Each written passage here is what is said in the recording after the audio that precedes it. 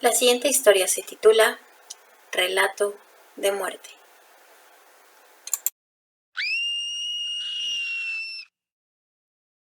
A grandes rasgos, y para proporcionar un poco de contexto, estaba en la carrera de psicología cursando la materia de criminología, por lo que el profesor tenía planeada una visita al INCIFO, Instituto de Ciencias Forenses. Es una institución pública dependiente del Poder Judicial de la Ciudad de México, que tiene como objetivo primordial auxiliar desde el punto de vista pericial a las autoridades que así lo requieren. A este lugar llegan cuerpos que están sujetos a examinación debido a un accidente o circunstancias de muerte no naturales, de sospecha o cadáveres que han sido encontrados después de tiempo y que requieren una inspección. Ante esta noticia estábamos estupefactos, emocionados y deseosos de ir, a la vez que también teníamos incertidumbre de enfrentarnos con lo más temido de la humanidad, la muerte. Transcurrieron los días y ya preparados para el acontecimiento, quedamos de vernos en la estación Niños Héroes ubicado en la Ciudad de México. Uno a uno nos fuimos reuniendo hasta estar completos. Esperamos varias horas, ya que no había cuerpos disponibles. Tuvimos conversaciones banales, estábamos hambrientos y desesperados, algo distraídos y fatigados mentalmente, cuando de pronto escuchamos a lo lejos una ambulancia, y muy dentro de mi ser pude sentir un escalofrío y una especie de presentimiento, de esas ocasiones en las que tienes una especie de ansiedad porque sabes que algo sucederá, pero no sabes qué es o por qué te sientes así. Noté a dos señoras vestidas de negro que se sentaron en las escaleras. Su semblante era de tristeza y yo sentí mucha pena por ellas, porque sabía que probablemente le lloraban al cuerpo que venía en la ambulancia y que sería el mismo que nosotros veríamos para nuestra actividad. Llegó la ambulancia, abrió unas puertas de acero y bajaron en la camilla el cuerpo. Las dos mujeres que estaban esperando sentadas entraron al instituto. Las seguimos con la mirada, con un gesto de empatía y curiosidad sobre nuestro destino. Mi maestro se dispuso a preguntar si entraríamos, a lo que le respondieron que sí. Nos formamos, pasamos por un detector de metales. Los que traían mochila la pasaron por escáner. Nos pusieron en fila frente a la puerta de entrada. La oficial de seguridad y una doctora nos dieron instrucciones. Debíamos seguirlas. Dijeron que caminaríamos por un pasillo donde había cabinas.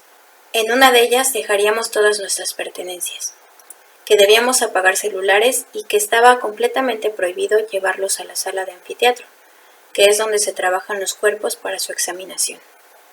No debíamos introducir nada que pudiera grabar o sacar video, audios, etc.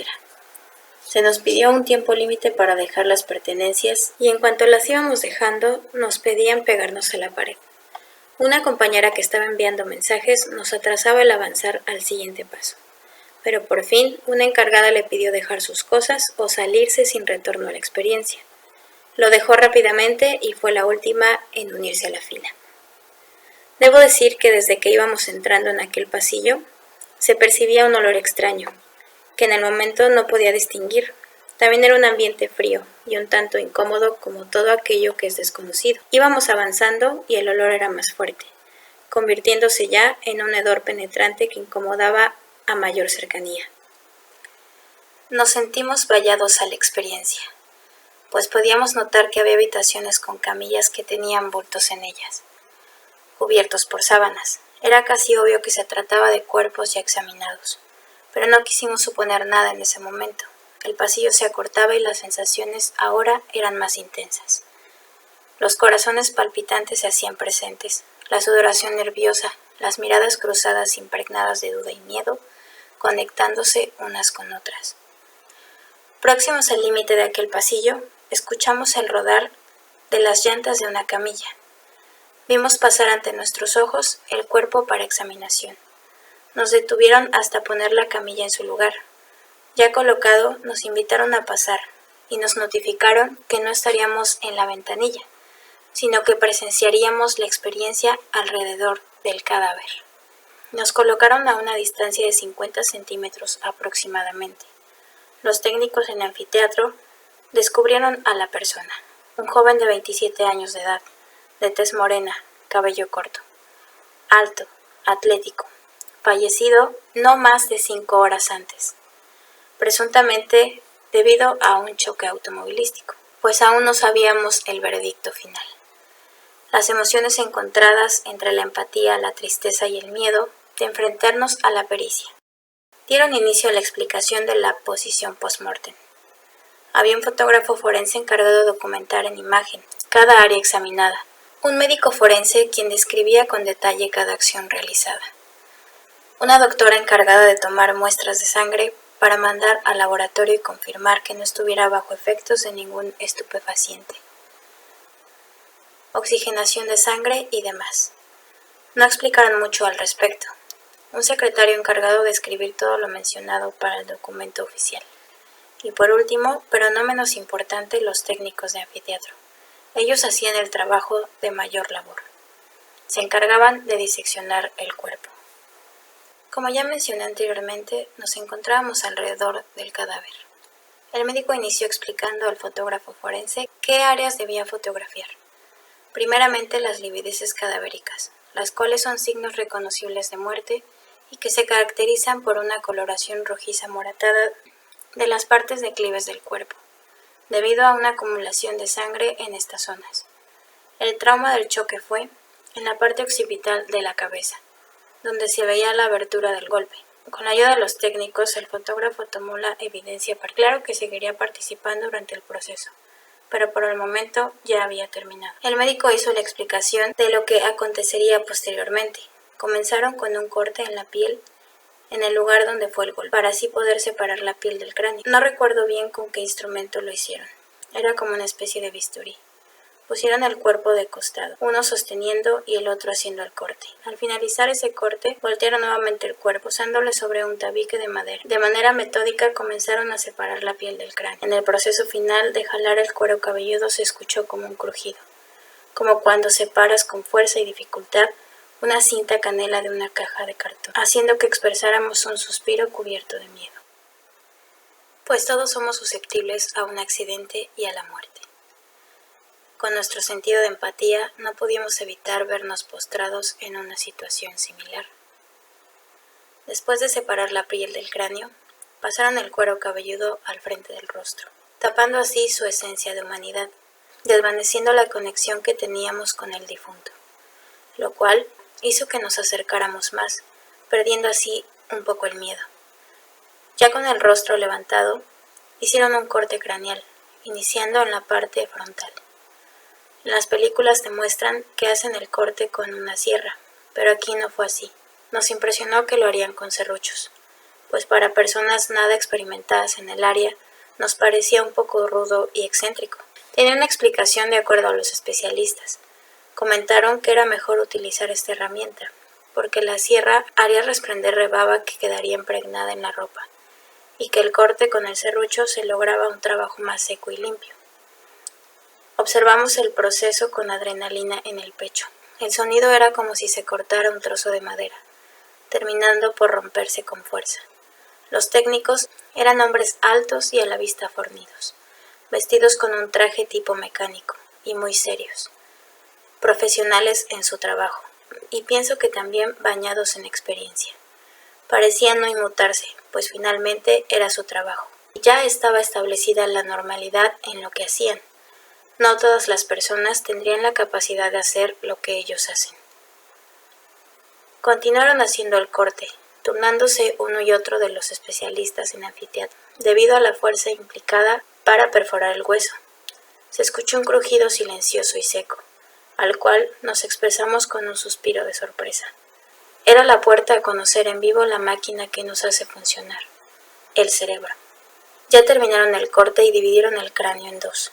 Separaron la meninge, esa malla que recubre el cerebro. El médico hizo nuevamente su revisión en el área cerebral. Pidió al fotógrafo tomar imagen. Nos explicaba qué parte era y qué había sucedido. Esta dinámica la repetía con cada parte que debía checar. Posteriormente se hicieron las incisiones pertinentes para revisar detalladamente el cuerpo. Se abrió tórax y en él se revisaron los pulmones. Posteriormente también se revisó estómago, intestinos entre otros órganos. No ahondaré en cada descripción, pues el médico pidió sacar el cerebro para poder pesarlo, pero salió sin la médula espinal, además que se pudo observar un cerebro de coloración amoratada y de mayor peso por la inflamación debido al golpe, y de alguna manera demostraba que sí había sido el accidente el suceso que le dio muerte. A pesar de ya haber tenido el veredicto final, debían concluir, como ya mencioné, con los demás órganos, por cuestiones de protocolo. Cerraron el cuerpo, colocando todo lo inspeccionado dentro del torso. Lavaron el cuerpo, lo cubrieron con una sábana, lo trasladaron a una habitación refrigerada.